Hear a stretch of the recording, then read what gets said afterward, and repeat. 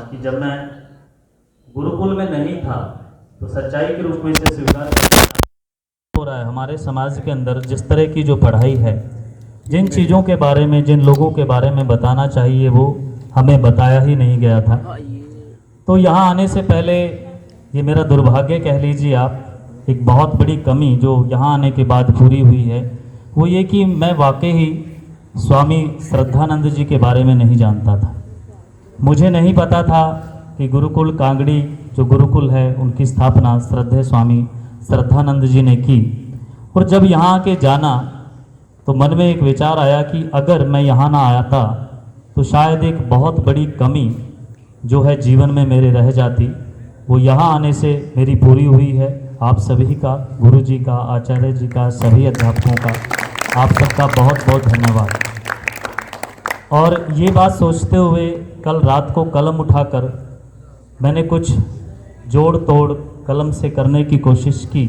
स्वामी श्रद्धानंद जी के व्यक्तित्व को संपूर्ण रूप से उतार देना बहुत बड़े बड़े कवियों के लिए संभव नहीं है। मैं तो बहुत ही ये कह लीजिए कि कभी कदार उठा लेता हूँ। तो कुछ पंक्तियाँ मैंने स्वामी श्रद्धानंद जी पर लिखी हैं। उम्मीद करता हूँ आप लोगों को पसंद आएगी। और आचार्य जी से और गुरु जी से एक प्रार्थना भी है कि जहाँ कहीं आपको कमी लगे मुझे ज़रूर बताएं ताकि मैं उन्हें ठीक कर सकूं। कविता आप लोगों के सामने। आर्यवेश में एक योद्धा का, आर्यवेश में एक योद्धा का उन्मुक्त हृदय जब खोला था।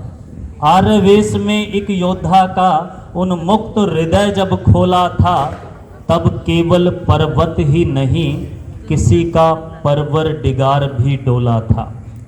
क्योंकि स्वामी श्रद्धानंद जी ने जब शुद्धि महासभा में जो हमारे दीन दलित भाई थे, जिन्हें समाज के कुछ वर्गों ने उनसे अलग कर दिया था और वो अपने आप को समाज का अलग हिस्सा मांग रहे थे, तो उनको जब वापस में अपने धर्म में, मुख्य धारा में, मेन स्ट्रीम में लाने की कोशिश की, तो समाज के कुछ वर्ग को या धर्म को, संप्रदायों को कुछ बुरा लगा।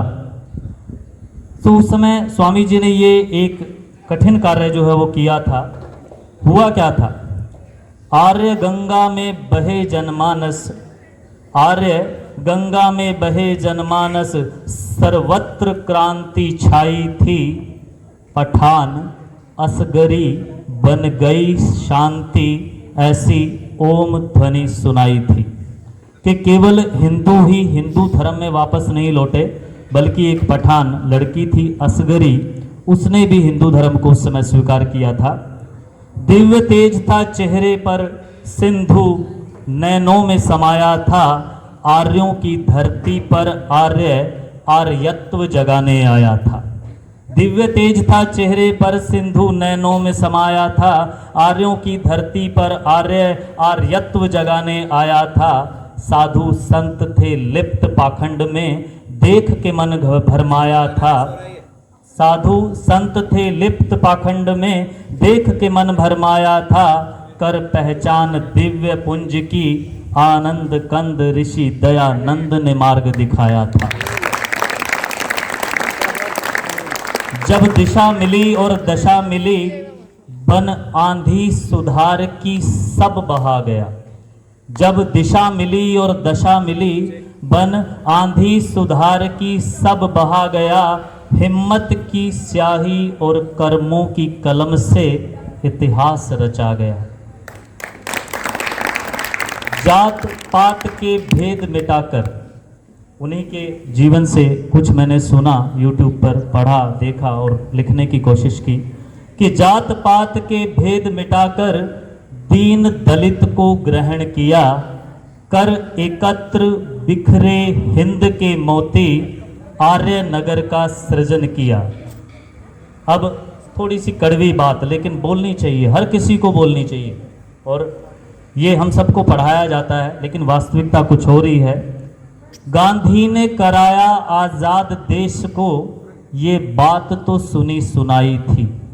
गांधी ने कराया आजाद देश को, ये बात तो सुनी सुनाई थी, असल अंग्रेजों की नींद तो श्रद्धानंद जी ने उड़ाई थी। मुंशी राम से बने श्रद्धानंद, श्रद्धा से सारे काम किए। मुंशी राम से बने श्रद्धानंद, श्रद्धा से सारे काम किए। राम राज्य के सपने ले, गुरुकुल कांगड़ी जैसे धाम दिए, गुरुकुल कांगड़ी जैसे धाम दिए। उस दिव्य ऋषि ने, ये एक ऐसा वक्त रहा होगा, मुझे ऐसा लगता है कि मुझे पहले क्यों नहीं पता लगा, कैसे कैसे मैं अछूता रह गया इससे। ये ऐसा वक्त रहा होगा जो शायद इतिहास में पहली बार हुआ था और उसके बाद शायद कभी होने वाला भी नहीं है। ये एक ऐसा वाक्य है, उस दिव्य ऋषि ने ऐसा राग पल पल तलवल से गूंजा था।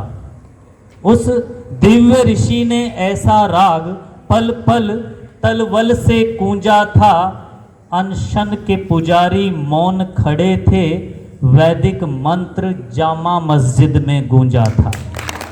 तो ये इतिहास का एक मुझे जो पढ़ने के बाद लगा, ऐसा कभी जीवन से दिल से दिमाग से कभी जाने वाला नहीं है।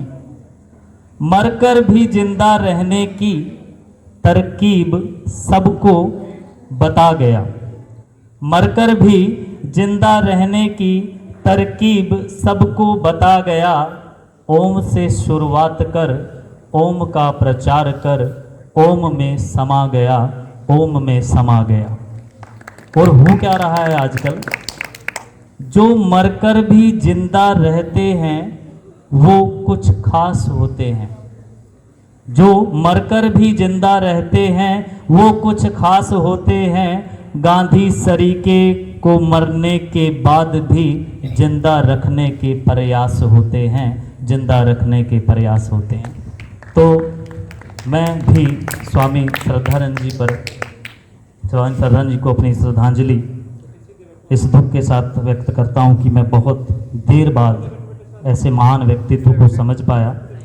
और अगली श्रेणी में मैं आमंत्रित करना चाहता हूं गीत के लिए सुधांशु, कार्तिक, निखिल एवं उनके साथियों को।